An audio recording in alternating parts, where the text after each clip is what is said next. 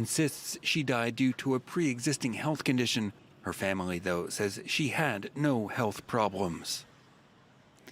Uganda's health ministry on Tuesday announced the country's first fatality from the highly contagious Ebola virus since 2019, declaring an outbreak in the central district of Mubende. Laurent Bersteker has this report. Scrambling to prevent another Ebola epidemic, Uganda officially declared an outbreak of the deadly virus in the central district of Mubende after recording its first Ebola fatality since 2019. The patient who had been confirmed with Ebola passed on, and the current situation is that the body is isolated in the mortuary. The victim, a 24-year-old man, had tested positive for the relatively rare Sudan strain of Ebola.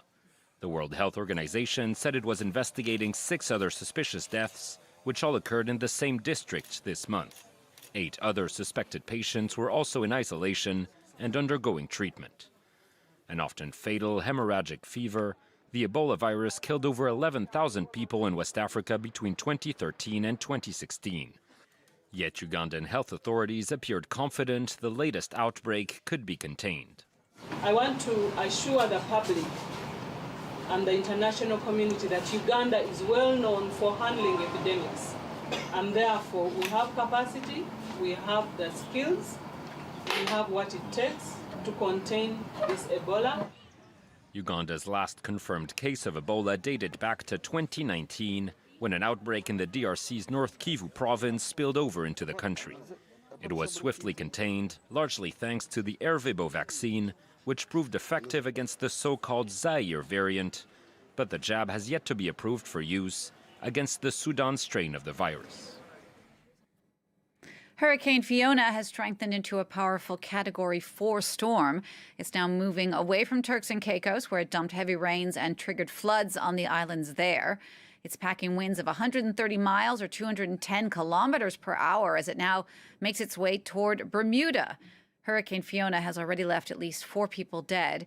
Recovery efforts are underway in the Dominican Republic now and Puerto Rico, where hundreds of thousands of people were left without power and are now scraping mud out of their homes after the historic flooding.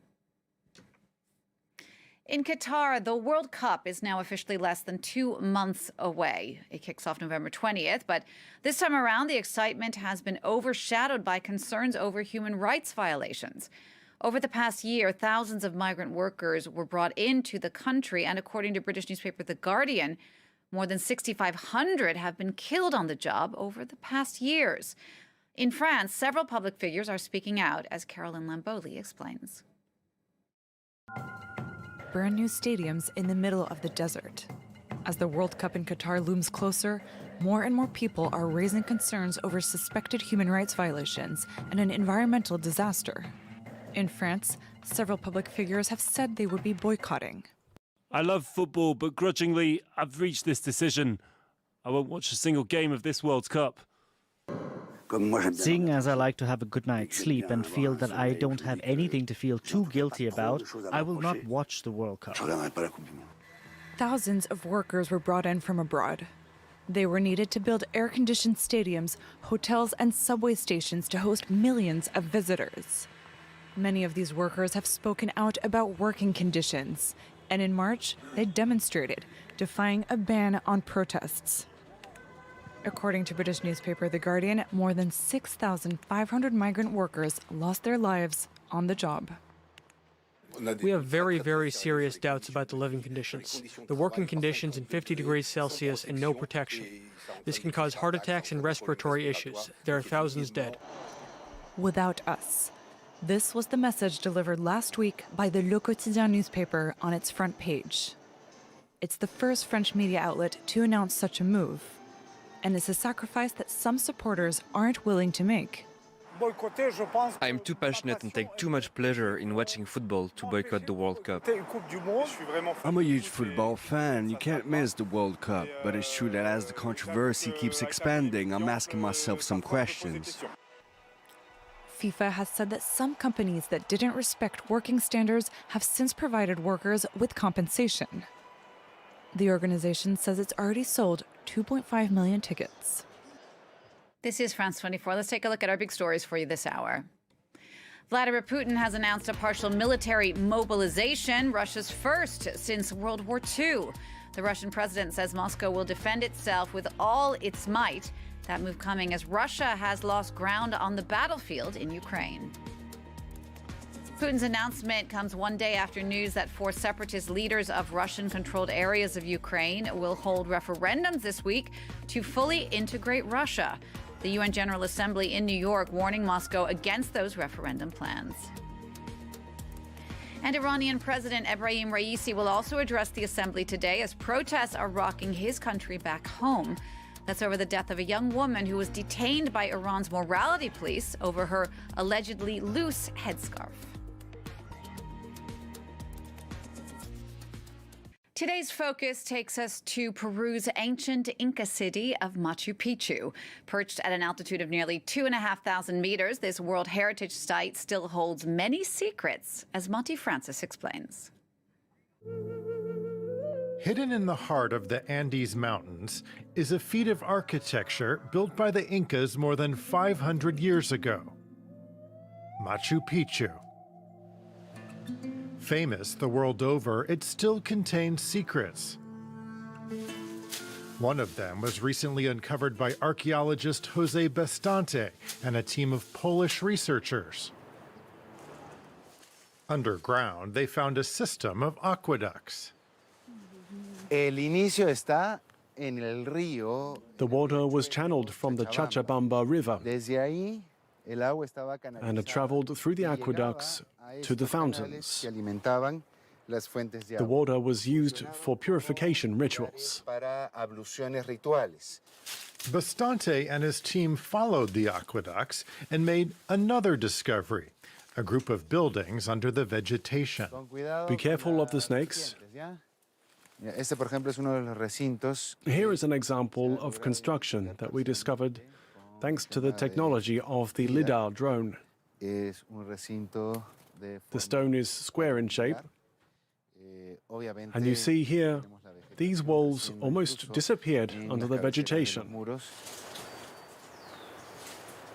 The LiDAR drone uses sensors to produce 3D models of the site, uncovering what could not be seen by the naked eye.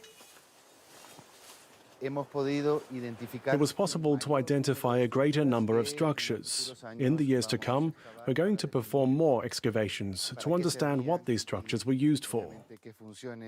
Machu Picchu was covered by vegetation for almost 400 years before it was revealed to the modern world in 1911. Since then, the restoration and the discoveries have continued. About 30% of the ancient city remains covered by vegetation. Recently, archaeologists figured out what this structure was used for, an instrument to view the stars. The light of the summer solstice entered here and created a beam of light which disappeared a few minutes later. Experts believe the Incas used that knowledge to determine when to plant corn.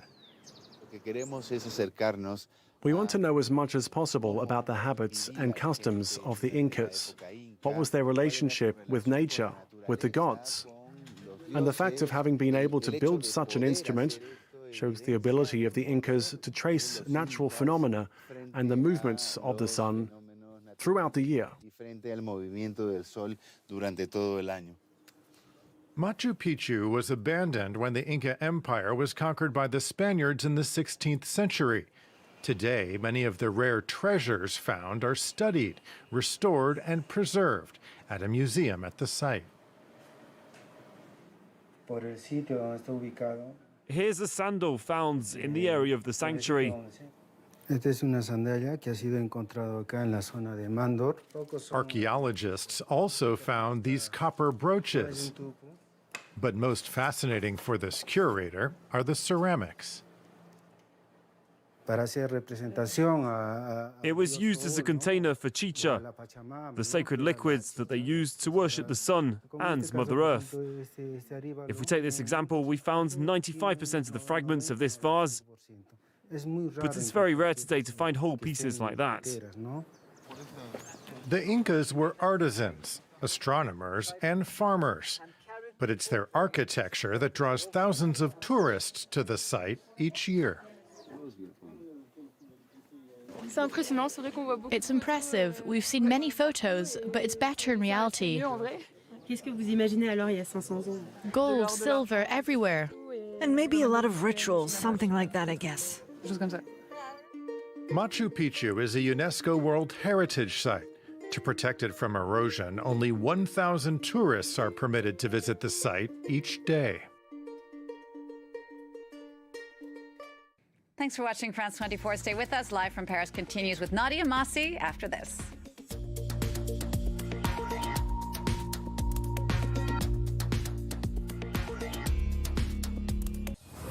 They observe. They contact us. They report, film, photograph. They are the voice of the voiceless. Your eyes in the far-flung reaches of the world. The Observers, a network of 5,000 committed citizens working with France 24. One of our observers in Côte d'Ivoire, Gaspard. Amateur footage and testimonials checked by our journalists and broadcast weekly on The Observers, on France 24 and observers.france24.com.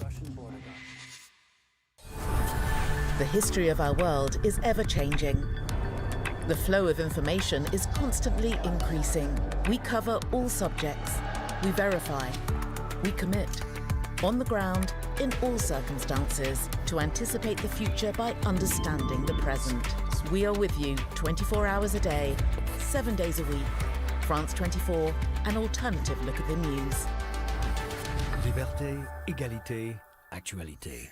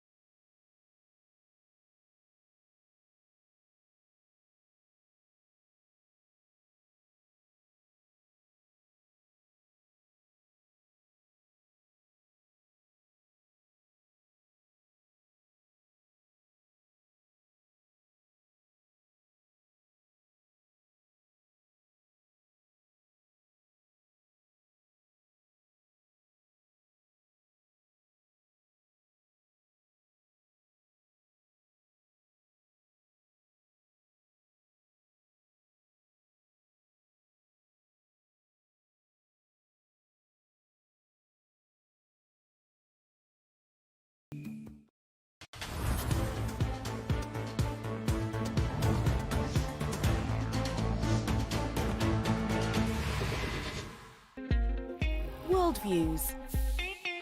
France 24 brings you all the news from hotspots around the world. In France, Asia, the Middle East, the Americas, and Africa. From Europe to Oceania, take a daily trip across borders to keep abreast of all the latest international news. Get exclusive updates from our correspondents around the globe. Our daily reports will take you to all four corners of the world. Every day, watch World Views on France 24 and France24.com. Remaining time, go. As well. So it's a short ceremony.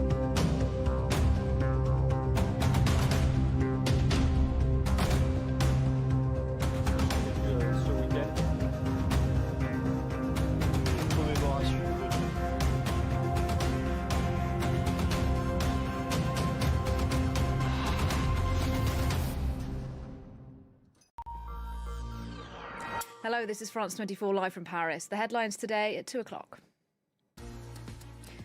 Russia prepares for its first partial military mobilization since World War II.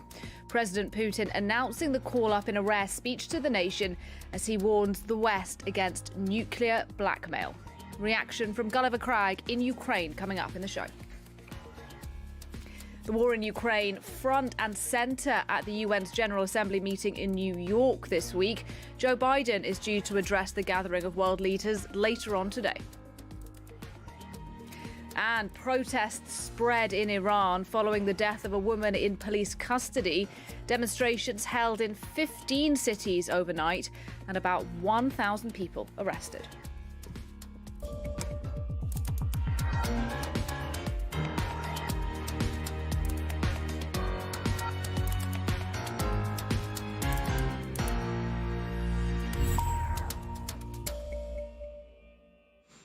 Our top story. Vladimir Putin has ordered a partial military mobilization in Russia in a significant escalation of the war in Ukraine. Putin made the announcement in a rare address to the Russian people this morning. In the speech, he also accused the West of nuclear blackmail and said Russia would be willing to respond. France 24's Yinka Oyatade has more.